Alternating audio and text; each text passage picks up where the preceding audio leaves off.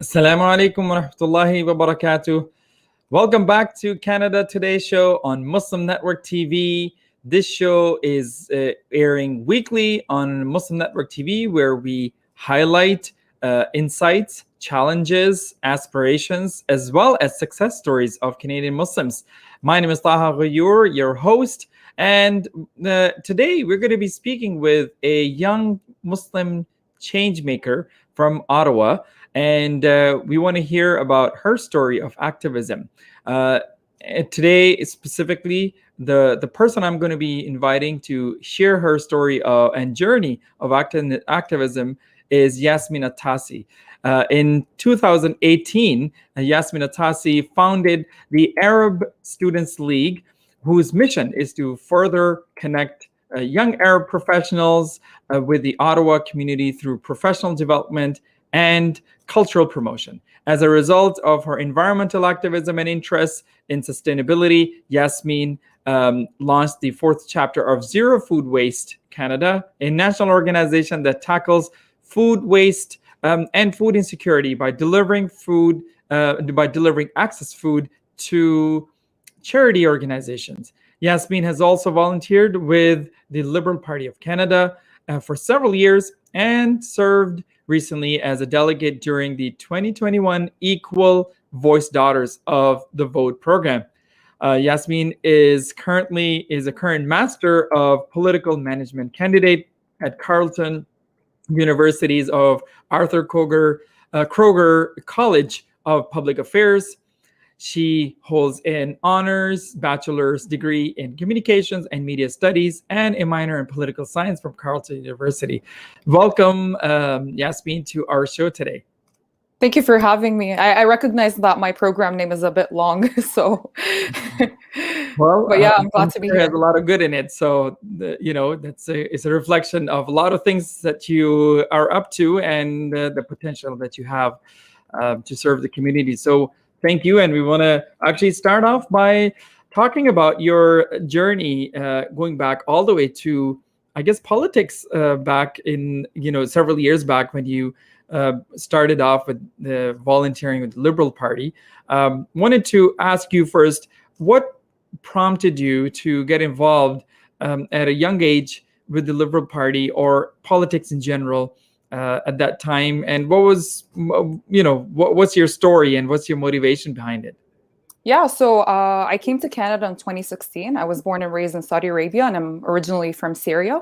So I think to answer your question, I think there's three main points. The first one is basically the fact that I come from Syria, a country that hasn't really granted its citizens the right to politically express. So it's almost inevitable that I wouldn't have an interest for politics in a place that grants me that kind of freedom. So that's first. Second is recognizing that we do have a democratic system, but at the same time, we still have a lot of flaws. So,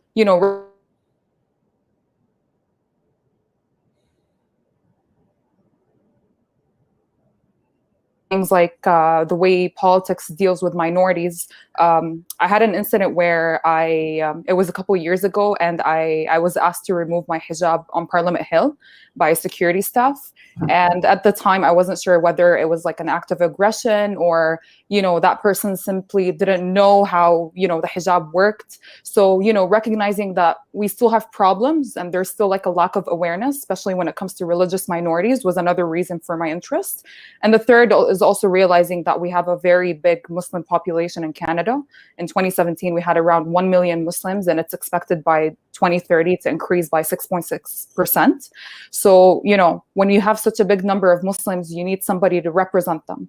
So I think we need to have more of an active voice rather than passive when it comes to Canadian politics, because we are offered with this kind of opportunity, so might as well take advantage of it. Well, awesome. I mean, definitely our own personal experiences shape a lot what we do, and I'm glad you brought that up. The idea, the fact that, of course, unfortunately, a lot of countries around the world don't have the kinds of democratic systems that we have, even though we have our own, issues to deal with of discrimination, and you just highlighted one, or sometimes lack of understanding. But the work's got to be done. And so I wanted to ask you, you spoke about representation. Why do you think, as a Canadian Muslim and a person who happens to be, of course, a female and who happens to be a hijab observing female Muslim in Canada, why is representation important to you and, of course, to the wider Muslim community and Canadian Muslim community? Why it is so critical? Yeah, thank you for that question. So I think, the fact that there's so much stereotyping, wrong narratives that are out there that are, part of Western culture is, places like an individual responsibility on myself to somehow change that narrative. And I actually started wearing the hijab in Canada. So I got to experience Canada without being a visible Muslim, but at the same time, right now experiencing it as a visible Muslim. So I saw the differences. The fact that I went through that change places some sort of individual responsibility on myself to show people that it's all these stereotypes are not necessarily true, and sort of like working to fix these stereotypical images, basically. Interesting. So when you started off, well, let's talk about wearing hijab itself, of course. So what kinds of reactions did you face at the time, whether from the family or, of course, the community out there, or, of course, the political circles or activism circles that you're part of? My experience was quite good. I've heard crazy stories from other girls, so I don't think it's fair for me to like speak on behalf of all hijabis, especially because sometimes so I'm Arab and I happen to be, like a white Arab, if that makes sense. So, people sometimes don't talk about this form of white privilege that is also prevalent, not only in, like Western cultures, but also even like in Asia and Africa. So I think my experience is very different than my friend who's also a person of color, and maybe she was Black and she started wearing the hijab in Canada. I think these are very different experiences, but in general the community was very supportive. Canadians in general, they were extremely nice. In fact, I think their response was even better than that of my own community, like the Arab community, not the Muslim community. So again, we have a lot of stereotypes. There's a lot of things that we need to work on, but at the same time, I think the inclusive environment that Canada offers is part of the reason why I was encouraged to make that step to begin with. I want to dwell a little bit more on this because there's so much that comes with your story. And before we talk about some other aspects of your activism and own work, but one thing I was curious to know was, how was the response within, let's say, the Liberal Party or the political circles when they saw a person of color wearing hijab and, of course, confidently talking about or advocating for or just participating in one way or the other? What kinds of reactions you saw there? I think it was a very positive response. To be honest, sometimes I felt a little tokenized, like, they would like get me out of everyone in the group to like film a video or something because they want to highlight the fact that the Liberal Party is inclusive, which is obviously a good thing. But tokenization was definitely there sometimes. But overall, the Liberal Party is very diverse, and there's so many Muslims, who are either members of parliament or volunteers like myself. So it was, I haven't really faced any difficulties or anything. But then again, that incident on Parliament Hill was definitely something that sparked more of my interest towards actually volunteering in politics and working towards politics. I would say overall my experience was quite good in comparison to that of others. Now, talking about politics and political engagement in Muslim community has come a long way, as we know. Surveys have shown this, and we know from studies and numbers shared by the Canadian Muslim Vote, for instance, have shown that Canadian Muslims have been actually voting at a higher rate, and political participation in elections especially have been at a higher level compared to fellow Canadians out there. However, voting is one thing, and political participation and engagement and organizing and actually getting involved and canvassing and whatever level of political and of course running for the office. I mean, there's so many things that are involved when it comes to political engagement. I'm wondering, have you noticed some level of apathy in the Muslim community when it comes to political engagement? And if yes, why do you think that's the case? I mean, even your own experience when you decided to just go as a delegate, or even before that, in whatever way you were volunteering and engaged in politics, what kinds of I guess negative reactions or barriers you may have noticed, if any, in the Muslim community in particular? Yeah, that's a very good question.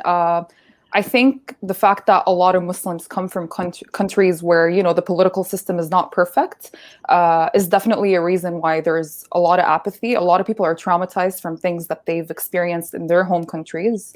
A lot of Muslims weren't really able to politically express, as I said earlier, like, for example, Syrian Muslims.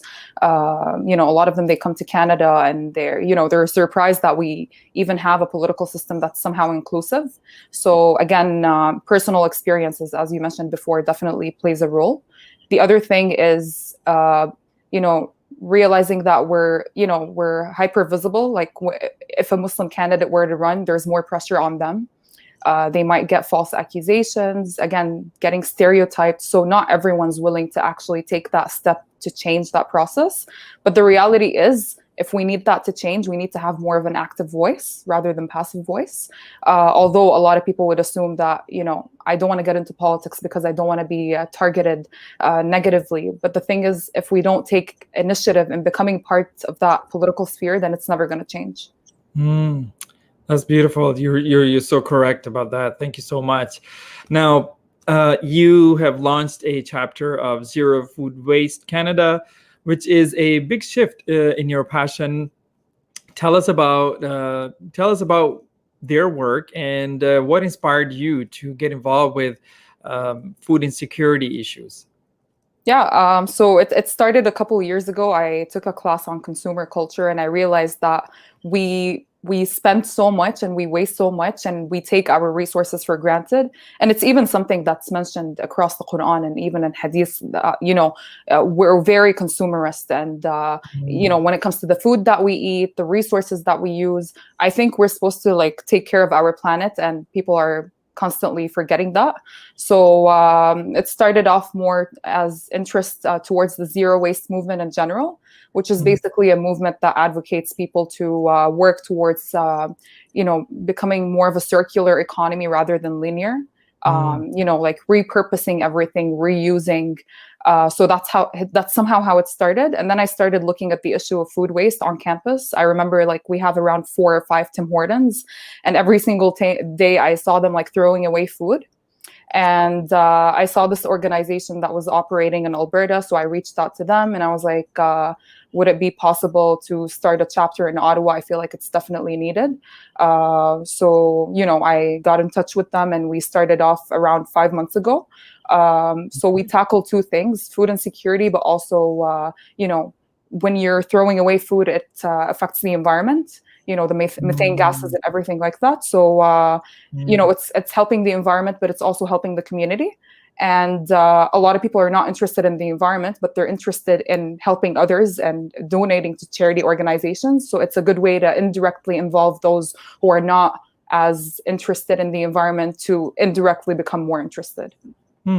So I'm assuming you approached some of these restaurants that you just mentioned, Tim Hortons and some others. What kind of response were you getting from them? I think it's been a positive response. A lot of restaurants are often worried that they might get sued or something if anything goes wrong. But the nice thing is that all these restaurants do not have legal liability if anything were to happen. The Ontario government specifically has a Food Donation Act that protects these businesses, especially during COVID.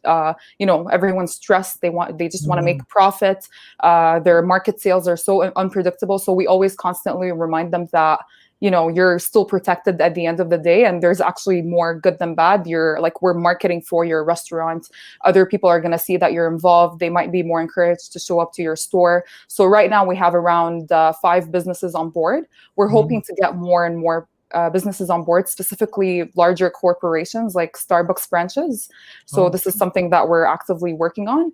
But right now we have more of like local restaurants, local grocery stores, even a macaroon store. But hopefully we're planning on expanding very soon. Amazing. That's great. I was wondering, you mentioned COVID-19, of course, and the pandemic. So how has, I guess, the direction of food waste changed as a result of the pandemic, with all the restrictions that you have to work with? And I mean, and since you started during the pandemic, I wonder what kind of challenges you're facing as a result now. There's definitely more plastic. Like there are things that were not wrapped in plastic before the pandemic, and now they are. So again, because I'm a zero waste advocate, I try to show to any coffee shop and have my own reusable cup, but I can't do that anymore because of the pandemic. Even when you're sitting at a restaurant, sometimes the cutlery is wrapped in plastic. There's more disposable items that are being used. So that's definitely been a struggle, because yes, we're trying to divert this food away from the landfill, but we also have the plastic to worry about. But it was great seeing the Liberal Party earlier last year announce that they're planning on banning some of the most used plastics at restaurants. So I think it's definitely a good step towards reaching zero emissions by 2050. But I think, seeing so much plastic, everyone on the team, we get bothered by this sight, but at the same time, we remind ourselves that we're tackling food waste, and that's still something to start with. And we're also planning on, educating the public, the local public here, about plastic use, because a lot of people think recycling is part of the solution. And while it is, it's not enough, because these facilities are only recycling not even half of what we're sending to them. Only 9% gets recycled. So it's more about actually also using less to begin with before we even reach the part where we start recycling. Absolutely. You're right. So right. Thank you so much for sharing that. So how does this program, actually Zero Food Canada, Zero Food Waste Canada program, actually work in terms of delivery to the end users? I mean, how do individuals who deserve this food, for instance, how does that work? So we try to recruit volunteers, and we call them food rescuers. So they would be responsible for delivering the leftover food from the restaurant to the charity organization. And we also keep track of how much food we're saving from the landfill. So like by weight, by kilograms. And at the end of the year, we calculated to see how much carbon emissions we ended up saving. So we definitely rely a lot on volunteers, and it's very flexible. People give us their own schedules. So whenever we have something, we just send out like an email, and we have like a sign up website, and whoever is available, they just put their name in the slot, and they deliver it, and then they take a photo of what they delivered. So it's definitely a good way to get involved as well, especially in this pandemic. It's definitely safe. They have their masks on all the time. They're social distancing, because obviously that is a concern right now in the pandemic. So we always remind them that it's a very safe process. And like food insecurity right now during COVID has increased drastically. So I think now is the time to be doing something like this. That's awesome. I was just curious, what kinds of organizations typically you work with? I mean, are these like homeless shelters? Are these relief type of organizations? Just curious to know what kinds of organizations you're working with. So at the moment, we have two charity or homeless shelters, actually. Cool. One is called the Ottawa Mission. The other one is Shepherds of Good Hope. So because they're located in downtown, so it's very strategic. We're also trying to tackle the issue of actually driving and using fuel. So we're trying to make everything close to each other, just so, we're not defying the purpose of helping the environment. Like we're still making the travel distance shorter than what it's supposed to be. Right now we only have two homeless shelters on board, but we're hoping to expand to orphanages, because that's what they're doing in Alberta. We also have a branch in Hamilton, and the co-founders in Alberta, they've been very supportive. If it weren't up to them, I wouldn't be doing this right now. So amazing. No, that's amazing. Great to see the activity there and the potential for growth.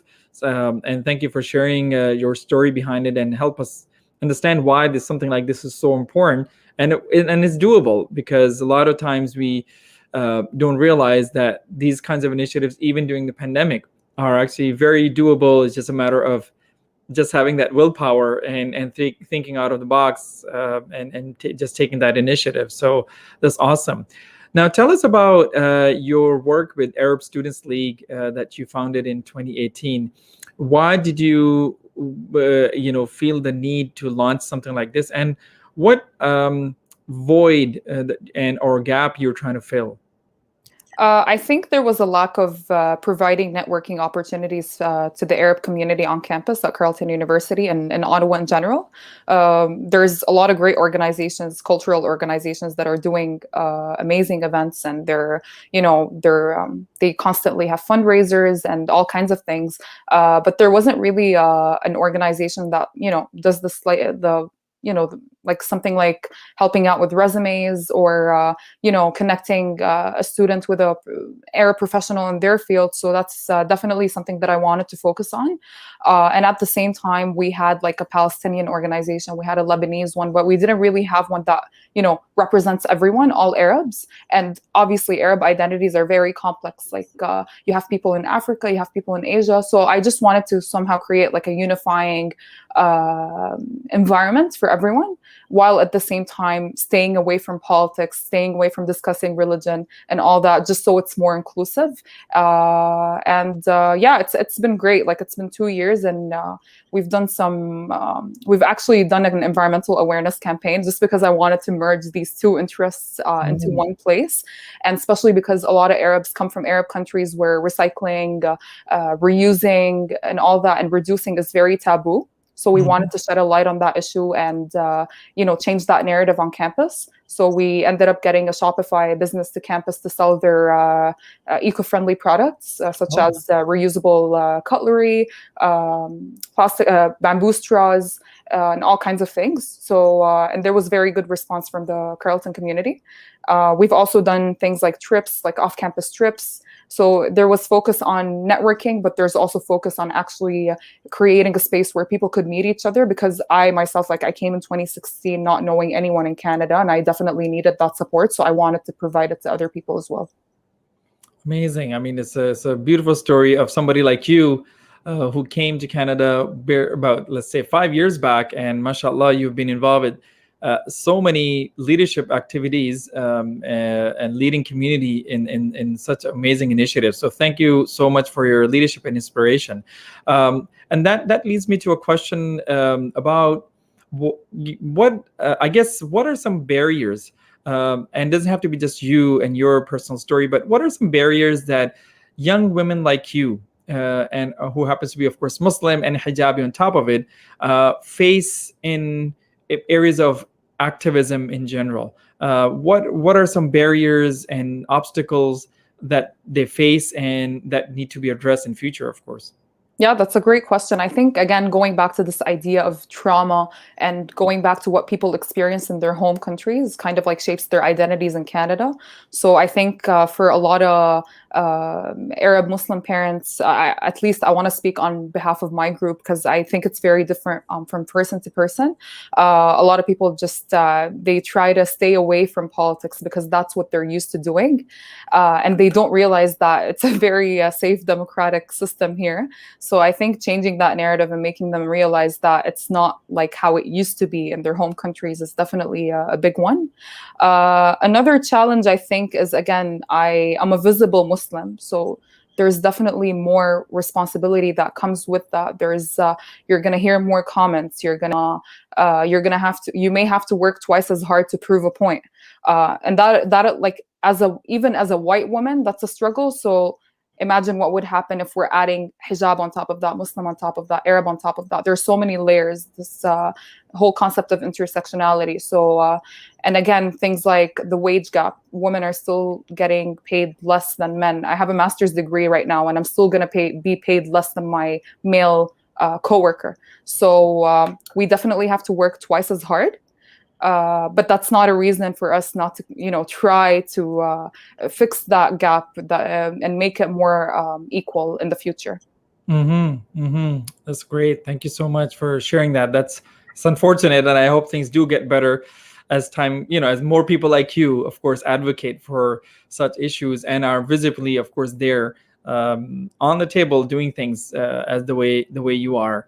A couple of more questions I wanted to ask you related to this. I mean, one being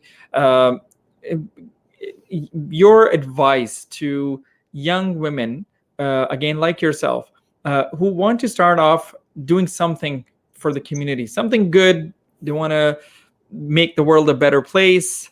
They want to play some sort of leadership role, or just being a voice for the underrepresented represented communities, like the Canadian Muslim community, or Canadian Arab Muslim community, or Canadian African American African Muslim community, or whatever their identity mix of identities looks like, and their intersectionality that we just talked about. What advice do you have for those who just want to start off somewhere? Where should they start, and what are some of the considerations that they need to keep in mind? Yeah, I think something that I always stress on is that volunteerism, community engagement, like you're doing it for free, but there's so much reward at the end of the day, because there's going to come a time where you're going to need that community support. It's a very transactional relationship. Like it's you're doing it for the community, but you're also doing it because you like for yourself as well. So I always push for volunteerism, even if you're not getting paid, even if you're working a lot and you feel like you deserve to get paid. So that's one thing. Another thing is reach out to people who are doing something similar. Like I've reached out to so many women that are passionate about the same things. So keeping that very tight network of people around you is definitely good. Don't hesitate to have a mentor. Like just reach out to someone that you're interested in, like in their work, and ask them to be your mentor. Have like monthly meetings, weekly meetings, whatever works out for the other person. Because I think if you don't have like a very strong community around you that supports what you're doing, you're not going to be as encouraged to take on that change, or start that organization, or become more politically involved. Because I remember when I started volunteering for the Liberal Party, I would show up alone. I didn't know anyone, in the campaigns or anything. So obviously there was some sort of anxiety there. And I think it would have been much better if I had a friend who tagged along to those experiences. So again, finding someone who's into the same things you're into, and encouraging each other to work on that goal. Wonderful. Thank you so much. This is amazing. I wanted to ask you actually something. It made me think about something you just said about finding a mentor. And typically mentor is somebody who's older, or at least more experienced in the field. I wanted to hear your thoughts on, I guess, the intergenerational gap that we see, especially I noticed in the Muslim community, but the wider world of activism as well, where young people are often not interested in, connecting with or learning from, or even working under somebody who's older, sometimes maybe, significantly older, maybe their fathers, their parents' generation, mother's generation. How do you, first of all, what are your thoughts on this? And how do you think we can make it a healthier relationship, so that we are gaining from the wonderful wisdom and experiences of our elders, and at the same time ensuring that our younger generation's energy is being channeled in a way that is productive, and not sort of wasting the lived experiences of our elders who have been there, done that, can of course easily something that can help them go in a direction that is going to where we're going to make less mistakes. Let's put it this way. So I wanted to hear your thoughts on this. So I think this is where like the older generation plays a role. They need to be more welcoming. Like they need to show the younger generation that they're there to, like, they're willing to have a conversation. So for example, again, I talk about LinkedIn a lot just because like everyone's on it right now, and I've met so many amazing people through that network. So I think a simple status update from an older person from the older generation, saying something like, if you're looking someone for career career help, or if you're just looking to have a conversation where I could have an active role, I think the younger generation might be more encouraged. I think what's going on right now is that a lot of people my age just assume that that person is not willing to help them, and therefore they're not really planning on reaching out to them. But if the older generation also shows that we're also reveal that they're willing to help, I think there would be more engagement, and we'd have less of that gap that you're talking about.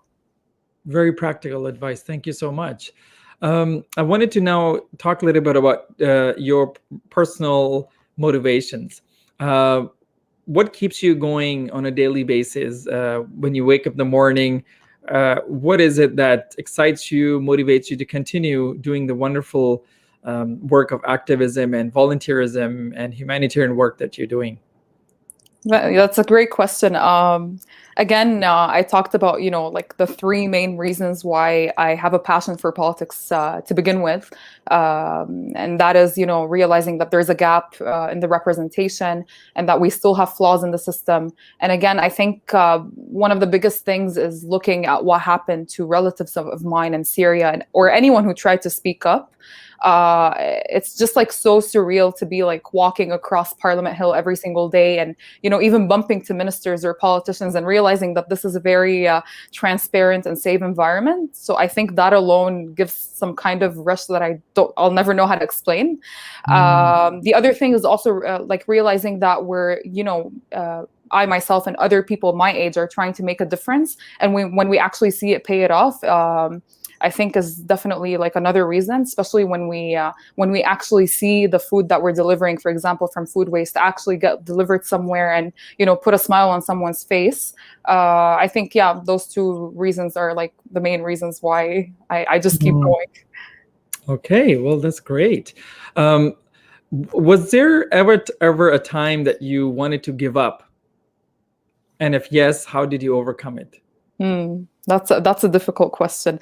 I mean, in terms of my career path, I'm still trying out things. I still haven't made up my mind, but I don't think I'll ever stop advocating for more Muslims to join the Canadian political environment. There's definitely been times where, I've suffered from the imposter syndrome, but then I remind myself that slow progress is still progress. And as long as I'm surrounding myself with like-minded individuals, then, the encouragement is going to be there. But then again, if I'm surrounding myself with people who don't really care about what I'm doing, I think that's when, this encouragement starts. So again, like I've been using LinkedIn and all kinds of social media to connect with like-minded individuals, because I think that's one of the main reasons I would, keep going and figure out what I want to do in the future. Yes, then the need for right friends, the right support systems, the right networks, huge role, plays a huge role in our motivations on a regular basis. So no, thanks for sharing this. That's excellent. As we conclude, I have a couple of more questions. One being, since you are involved with politics in some capacity, you are involved, of course, with humanitarian work on the ground. You're also involved in raising awareness about the Arab culture and bringing young Arab community together in Ottawa. I wanted to ask you your thoughts again, and I guess an advice as well for younger friends and generation when it comes to issues of and the role of advocacy, because a lot of people, and just like voting, unfortunately, a lot of people, especially younger people, but I would say it applies to elders equally, unfortunately, in our community, they don't necessarily feel that there is a need for us to lobby or advocate, and that there is that any of those advocacy actions go anywhere, whether it's signing a petition or protesting or whatever it may be. So I was curious first of all, if you have any experience yourself in any of those, any acts of advocacy yourself in the areas that you work in, and secondly, if you have any advice for again our young fellows, especially, why lobbying and advocacy actually matters and makes a difference. I think looking at precedent examples of, organizations who carried out forms of lobbying that actually worked is definitely an encouraging factor. Like seeing what other organizations did and how they succeeded in, negotiating with the government over a specific public policy is definitely a good way to start. I haven't really had any. I haven't really participated in any kind of like active advocacy work, just because I'm hoping to work as a political staffer this summer, and you can't actually do both. Like you either work as a political staffer or you work in lobbying and advocacy work. So that has been a struggle, like me trying to figure out where I want to go in this. So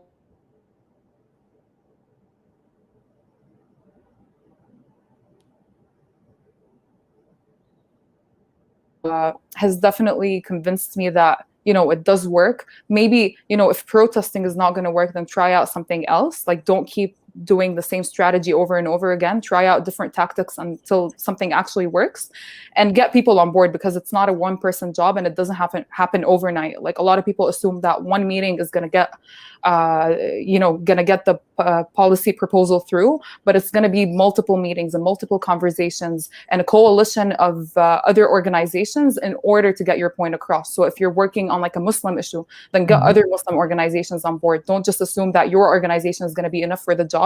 Get people, if it's a federal issue, get people from all across provinces. And I think that's the great thing. Again, it's a similar example, going back to zero food waste, is that we're a coalition of organizations. We're 4 chapters right now, and I think we're planning on expanding to more and more provinces. So the fact that we have that support in different provinces, gives us like a greater voice. And in case of if we ever want to do advocacy work, we know we have representatives in different regions.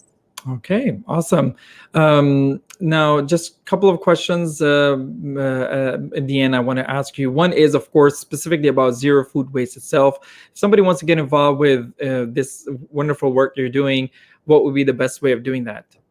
Yeah, so they could either email us at ottawa@zerofoodwaste.ca, or if they go to the website, there's like a form where they could choose the city they'd like to volunteer in. And once they submit it, we receive it right away, and we get in touch with them once we have like the next delivery scheduled. And the website address is zerofoodwaste.ca, correct? Yes. Yeah. Okay, that's awesome. And the email is there on the screen as well. That's Perfect, awesome. yeah. And I know you talked a little bit about this already when you in the context of activism, but I wanted to just end with top 3 things you would recommend to any young person in Canada who wants to change the world in some way and wants to start volunteering for an organization. What are 3 things you would recommend they do now as they begin their journey? Yeah, so I think I would recommend seizing every opportunity. I've done things you couldn't even imagine. Like I've gone to political offices where I've sat there for like 3 hours and just put like paper stacks on top of each other. Like sometimes these experiences don't sound very rewarding, but they are, because while you're doing that, you might bump into someone who might connect you with someone. So literally anything that comes your way, just take advantage of it and put it there, and build your resume, build your CV. Don't just assume that volunteerism is not going to get you anywhere, because I think it's very rewarding. And community engagement in general is both good for you and the community. Like there's even studies that show that your happiness levels would increase the more and more you do community engagement. The other part is, again, connecting with like-minded individuals, reaching out to organizations of interest and simply telling them that you're interested in getting on board with them or volunteering with them. And I guess before any of that, figuring out what you like, because again, during my undergrad, I volunteered for a lot of political student organizations. So my focus was there.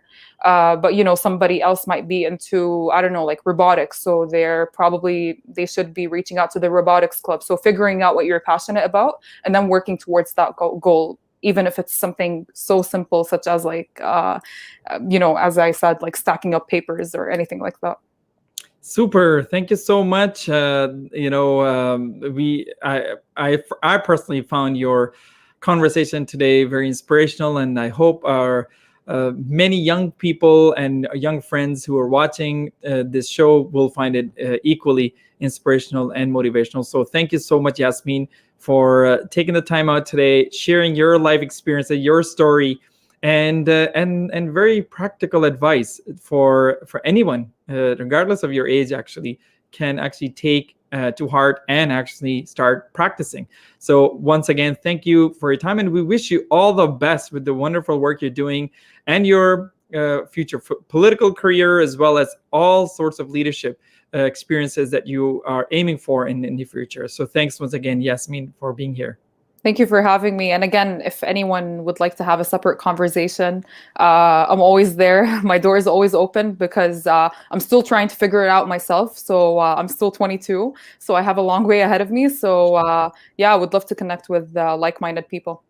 Awesome. And definitely people can find you on Instagram, I know for sure, and other social media platforms as well. So we look forward to definitely connect with you. Once again, look forward to seeing you in future on our show and other platforms as well. Thanks a lot.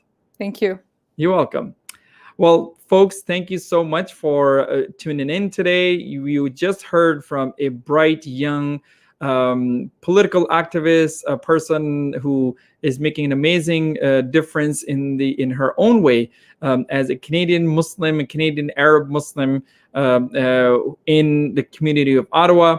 We wish her all the best, and I hope we can all learn from her inspirational advice and experiences. With that, we want to thank our wonderful team of producers and production team on Canada Today Show. And once again, thank you for watching, and thank you for your ideas all this time.